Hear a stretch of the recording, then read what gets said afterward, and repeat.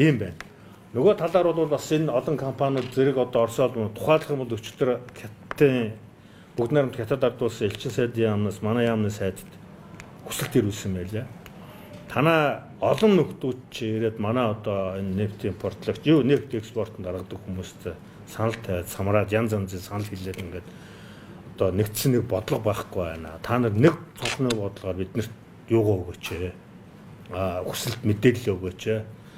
Тэгэх юм бол бид нар танаатай хайрцаж чадчихна. Тэгэхгүй бол одоо жижигхэн одоо нэг 3 богоо, 4 богоо, 5 богоо өгөөч гэдэг асуудлыг бол бид нар хүлээж авахгүй гэдэг ийм мэдээлэл өгсөн байна. Тэгээ өчтөрөөр яамны газрын одоо яамны шуурхаа хуралдаж сайд маань энэ дээр бол тодорхой чиглэлүүдтэй өгсөн. Бид нар өнөөдөр энэ дээр ажиллаж байна. Одоо төлөвлөгөө гаргаж Хятадын талтай Хятадаас бол энгийн 92 гэсэн ойлголт байхгүй. Одоо дэлхийд дээр Орос холбооны улс Монгол хоёр л байна. Энгийн 92.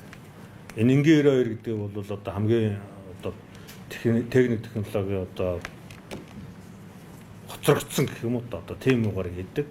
Хөрөнгө хүчлийнхээ агаар цацах одоо эрсдэл нь маш өндөр. Одоо Кыргызстан улс манай улс хоёр авдаг гэсэн мэдээлэл байна.